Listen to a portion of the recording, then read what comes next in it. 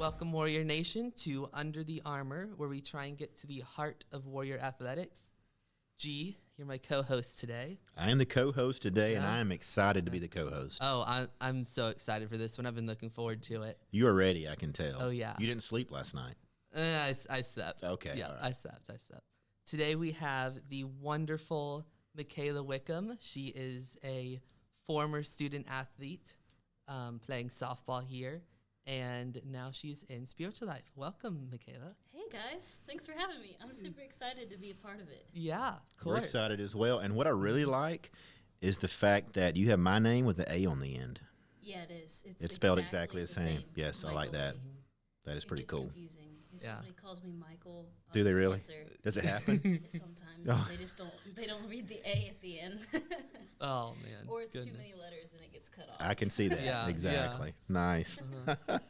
So Michaela, I might call you Wiki. That is what I have been yeah, formally called as, yep. especially within athletics. So yeah. Okay. Wiki, just give us a little intro to you, your hometown, sports played, previous roles at SWU, etc. Yeah, okay, let's take you through it. So I'm from Blythewood, South Carolina, which is really funny because it's the words by the wood put together. And so you can just kind of tell what kind of suburb town that is. Yeah. we I live in never the thought of woods. that. That is We live awesome. in the woods. And so I'm from Blythewood. That's how you'd say it. South Carolina. High school sports. Oh, man, I grew up in a sports family. My dad was actually a PGA golf pro, and so he worked in golf courses as the pro. The things you learn. Yeah. I so never knew Already, that. we're in the Yeah. first minute. Wow. Super cool. So he played for Florida University. He was a Gator.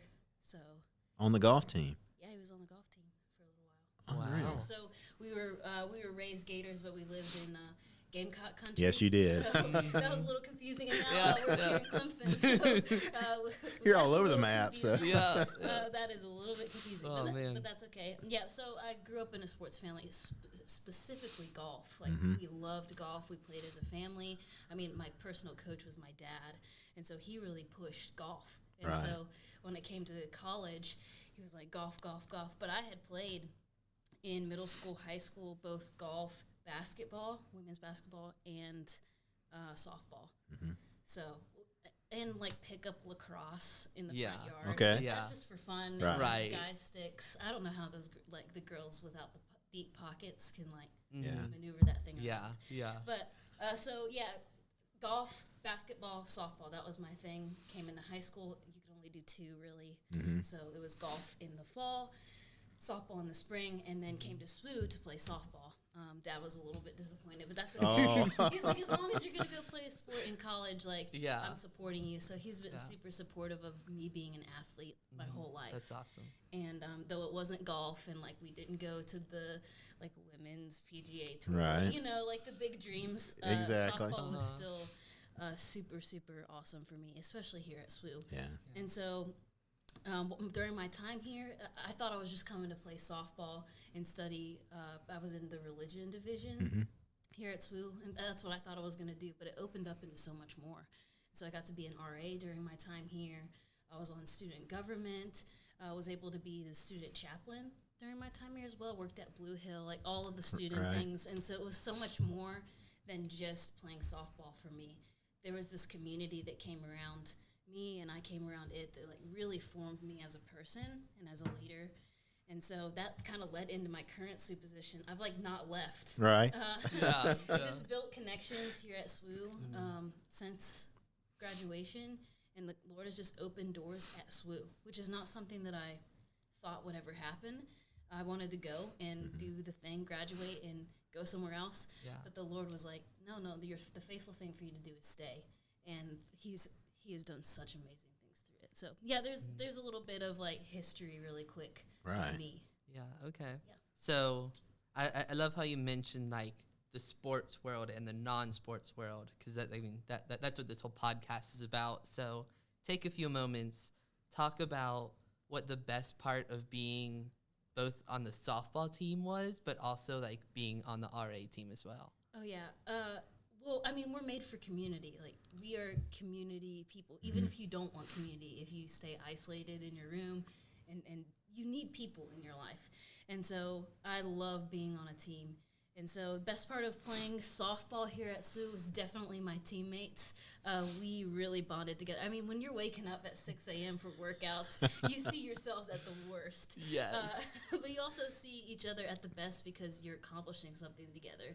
And being able to be excited for somebody else's success because it's also yours, that's a huge lesson that I learned. So, I mean, there's the bus rides where we're just, like, goofing off, and then coach tells us to be quiet, and we're like, we're sorry, and then you, like, giggle a little bit, too. The losses where we're just like, we got to pick each other up in this moment, even though it's hard. Like, that built that community for me. To the victories where it's like all of that work paid off, like the lifting in the off season, the multiple times that we did that drill, like this is where it paid off. Or to see that teammate either like hit their first home run or get into a game for the first time, and to be cheered on like that. I mean, there's just a community there that, especially on the softball team, we were for each other. Right. And so when one person was successful, everybody was.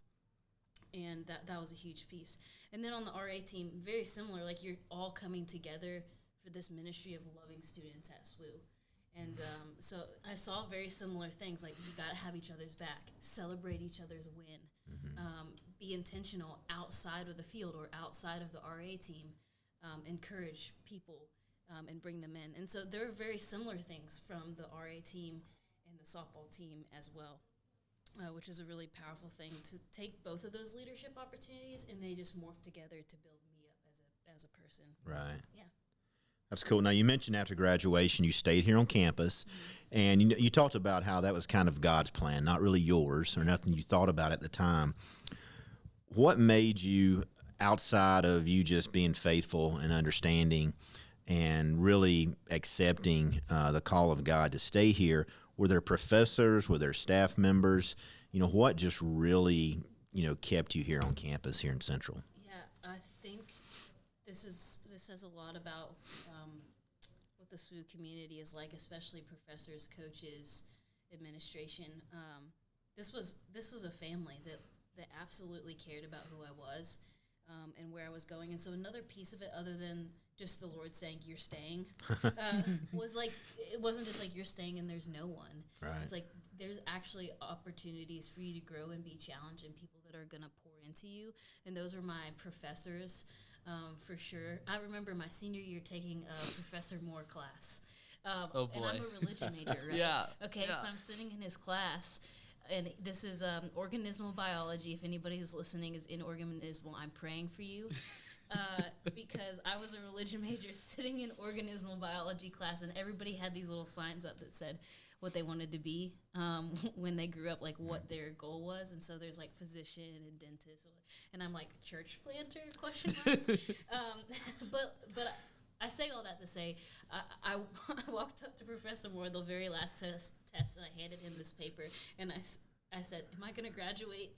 And he said, yes, you will. And, like, I ended up getting a good grade in that class. But just even that relationship outside of my division, outside of the classes for religion majors that I was taking, like, there was that community there, even within, like, my relationship with Dr. Moore as my professor, that, like, he cared about where I was going and what I was doing. Not that he, like, passed me because of it. Like, I earned that. I earned that. Right. And be proud. But, like, it's little things like that where, like, he cared in that moment because he knew I was, like, stressed about the future. Like, he just told me in that moment, you're going to be okay. Like, everything is going to be fine. And so having that community here was really a huge part.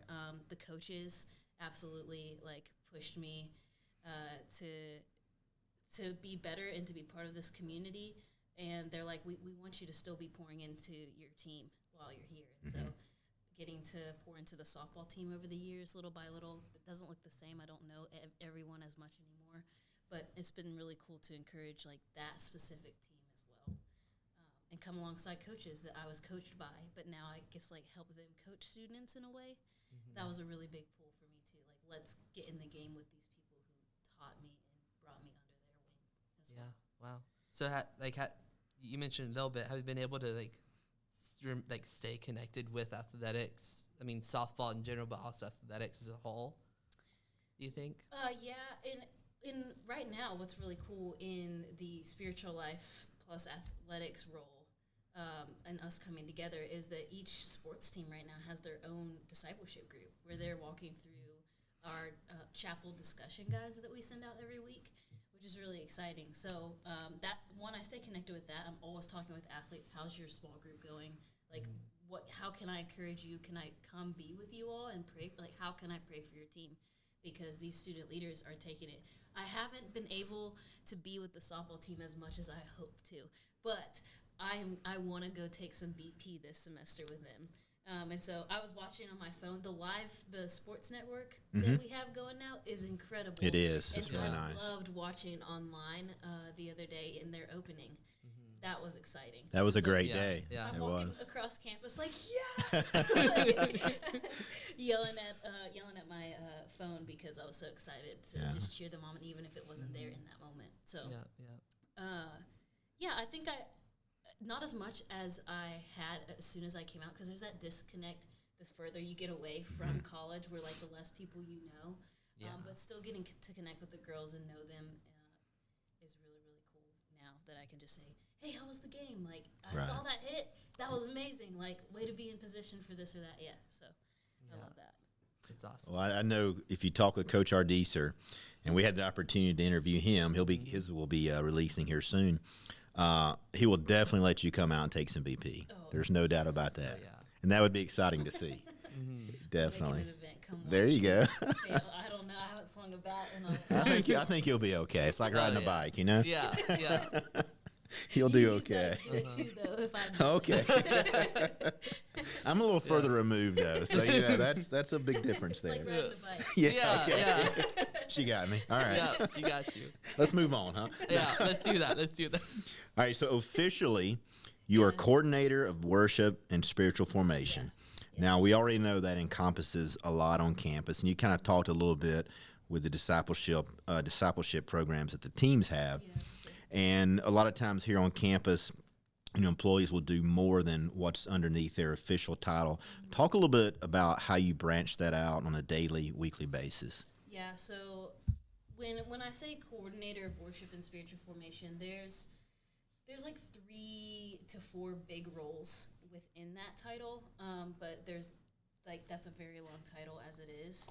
It's a mouthful to say. And so in the worship part, chapel services, not necessarily the scanning in and out of chapel. That's more of Laura's lane, our administrative goddess of a woman. She's amazing. But anything that happens within musical worship, the worship teams, worship bands, tech, me and Leonard Hughes kind of work together. He's the main master on that, but I just tell him hey, this could be this way or this way. Right.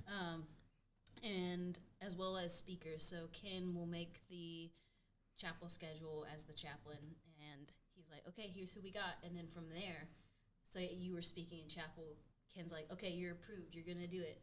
And I'm like, okay, what do you need?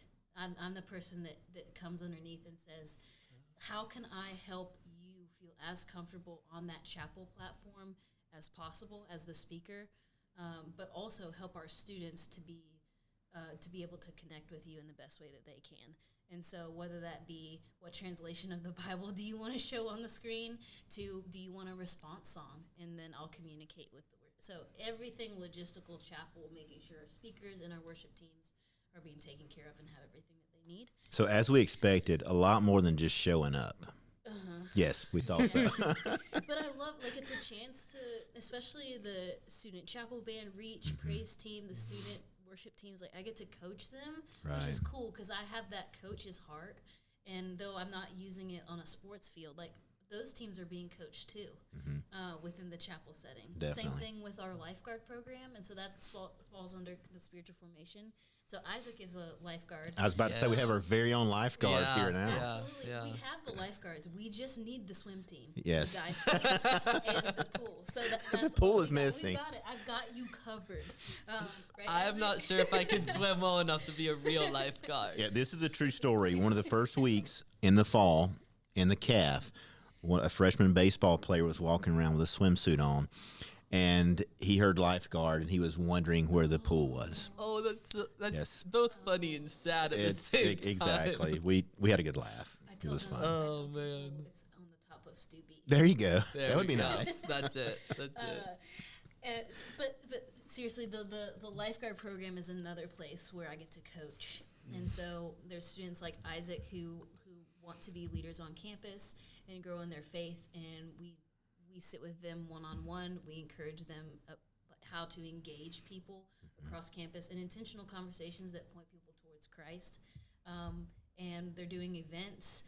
They're the students that are praying over other students at Come and Go Communion Chapels. And so that program is really, that team really is really powerful in being the thermostats of campus, meaning like they set the spiritual tone of what's going on because of like the conversations that they're having or what God is doing in them that they share with others. And so like there's another piece, and then I also talked about discipleship groups, which again, that's just you want to lead a discipleship group. What do you need? Like, what is the Lord putting on your heart that you feel like students need that you can provide, and how can I get you the resources and the word out that you're doing this discipleship group?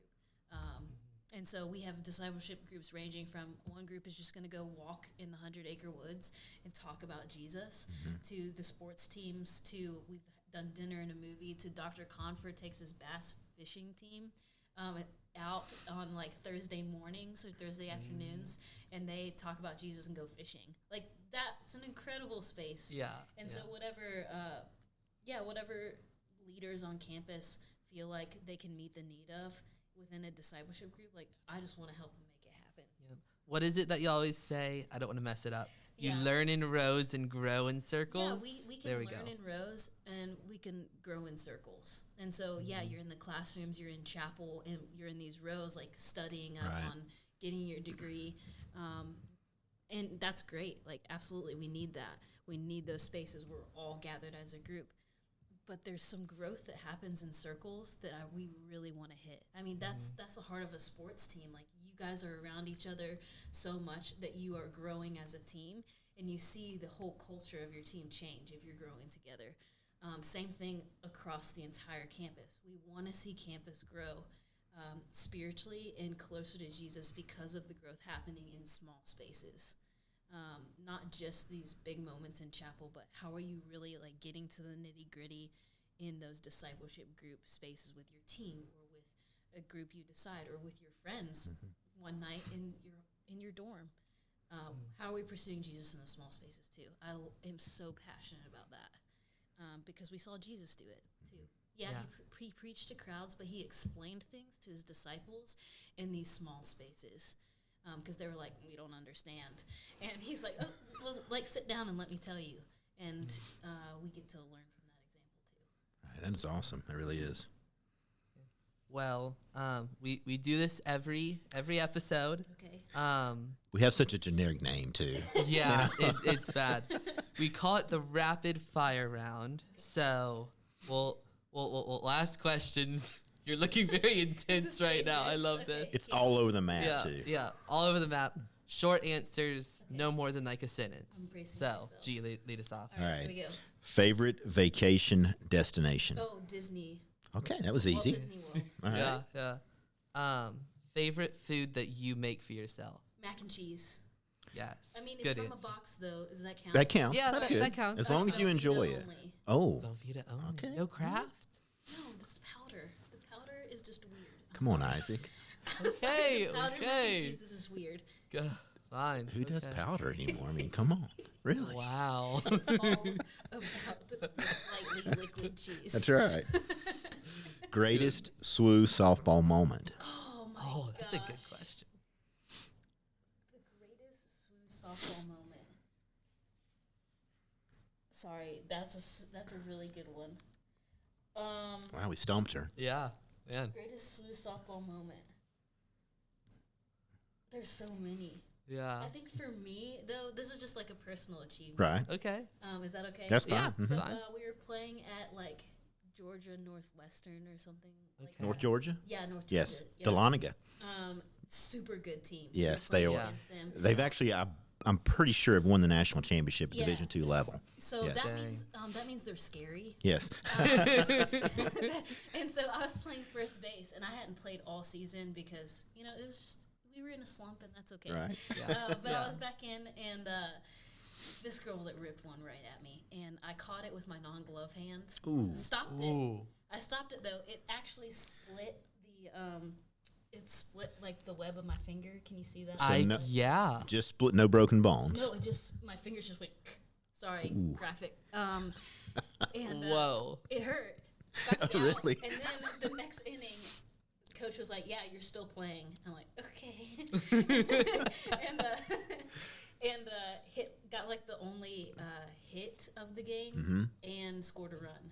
So that was a cool moment for me because like I proved in my own soul that like there was some resilience there. Even though I just got rocked by scary people. That like you could still make something out of that, which is really cool. That takes Cool blood, sweat, and tears to the whole new level. Yeah, and literally. That was just a personal victory for me because I had very been much. in that slump. Honestly, you guys know how it is. Yes. Yeah. I'd been in that slump for a while, and like that was just like exactly like getting hit in the hand and like bleeding all over the place was like what had to change the game for me. Anyway, that's more than a sentence. All right, let's That's okay. That's good. That's all right. Good. As a student, Yes. who was your favorite professor? Why you gotta do that? As a student, I love all of my religion professors. They are absolutely incredible in their own way. I think someone that we don't see often who loves so well and cares so deeply and trains like leaders in the church is Dr. Phipps. And he's able to hold the like having fun in class, but also this deep well of knowledge about biblical languages to where like he changed the way that I understand scripture because he helped me to love the flavor in which scripture is written. And because in English, like we have English, but some of those words like have so much more flavor to them than just the English translation can give us. And so, I don't know, he just instilled in me a love to like dive deeper and ask deeper questions and actually understand fully what like the words of scripture mean. Right. Not that they're not true. We Right. know that they're all true in whatever language because it's the inspired word of God. But like those original languages have some really cool flavors to those words. But I really was impacted by Dr. Phipps. Again, I'm a preacher. I'm sorry. But you know, with those responses, you are more than welcome to do more than one or two words. Yeah. Okay. Those are good responses. Now, this one might get you. All right. Most embarrassing moment on stage in a chapel setting. Oh man, for me, I'm not going to embarrass anybody else. I had made that joke about the water bottle the other day, and it did not land. Were you there? Yeah, it didn't land. I think so. I think I was like calling people out for their water bottles. Oh, Right. yes. And I was like, nope, that trend is over, and nobody laughed. That was Nobody it, huh? laughed. No. Yeah, and I think that was pretty embarrassing. When your jokes don't land, Yeah, it's that's like a true. Monday Yeah. morning. Oh, yeah. And You got to nobody be on. cares. Yeah. You got to be on Monday mornings, yes. Yeah, I think that's pretty embarrassing. I mean, it's really hard when you just like don't play in the right key of the song that like you're just not on the same page. Yeah. Or like your voice cracks all over the place if you're singing. Those are pretty embarrassing too. Okay. Yeah. One last question for the rapid fire round. Kind of rapid fire. Yeah. Kind of rapid fire. It's all right. It's all right. Okay. So, if you were not doing what you're doing right now, what would you most want to be doing? What would I most want? Like if nothing Like- mattered? Like you cannot. I'll say you can't be at SWU. Okay. Where are you? Probably in a church somewhere. Or so I have this cool piece of what I do, which is called itinerant ministry, which is like traveling and preaching. And so a huge passion of mine is traveling and preaching messages to churches or camps or conferences that like really like get to the nitty gritty of people's hearts. Life change happens, and then like the Lord gets to work in that community when I leave. And so being an itinerant ministry is something that I would do. Yeah. Like if I wasn't here, I would travel and encourage different groups of people in whatever way that I can with whatever message the Lord might have for them. Right. Yeah. Yeah. Okay. Okay. Good stuff. Good stuff. So, kind of playing along that, I guess, outside the rapid fire round, if you could lay out your plan for the next 2 to 3 years, talk about what that would entail. Now, we understand you're going to be obedient. You've already talked about obedient to God's plan. But if God said, hey, Michaela, these next 2 to 3 years, I know you're going to be obedient. I know you're going to be faithful. What are you going to do? The next 2 to 3 years, I mean, if I'm thinking practically, like here is where it's at. Because I've seen the Lord be faithful in growing us so far. I mean, you've seen it too, G. Like you've seen SWU grow because of God's faithfulness, like to this place. And we've been in some rough spaces, and the Lord has really brought us into a really awesome place right now. And so next 2 to 3 years, I would love to be where I'm at and plant some really solid roots here. Not roots of myself, but roots of the things that I'm in charge of. And so really have a solid like foundation for chapel worship, have a really solid foundation for the lifeguard program, have a really solid foundation for summer ministry teams and discipleship groups that is passable. Because if the Lord calls me somewhere else, or when he calls me somewhere else, I don't want that to be something that it can't be passed over to someone. Right. Yeah. Like I always want to do this with hands open. And so my 2 to 3 years, I think it looks like being here and figuring out how this is sustainable for the next person to come in and do it if the Lord calls me somewhere else. I think I'm locked in. This is my first year in this position, if you didn't know. Yes, I've been at SWU for a long time, but in this particular role, like I'm just getting started. Right. And so, the Lord has done awesome things already, but like this is just the beginning. I'm very excited for what the next 2, 3, 4, 5, however long looks like. But building sustainability is good in any ministry. Right. I think that's my plan. That's great. Yeah. Yep. There's the obedience again, Jim. There it is. Stay in there. Okay. Well, you have anything else? I think that's been a great podcast. Yeah. It really has been. Thank We've learned a lot. Yeah, thank definitely. you guys for doing this. And Yeah. it's really cool to just sit down and have conversation. I don't get to talk about my Exactly. time in athletics, and I love SWU athletics. Right. I've seen my teammates' lives change for Christ, and I've been in their weddings since I graduated. Like, they FaceTime me with their kids, and we get together and hang out still. My roommate, like I live in an apartment with my past teammate, and so like we're still doing life. That's together, awesome. Even, even from our time at SWU, like those people are my rock, and they are the people that will always be there. My teammate, my softball teammates, who experienced Christ because they came to SWU. They didn't know Jesus before that, and so what we do here is really powerful. It's a great Thank you mission guys field. for highlighting that. Yeah. Yeah. Well, thank you again. Yeah. Hey, you got us started. Take us home. Okay. Go Warriors. Go Warriors. Go Warriors!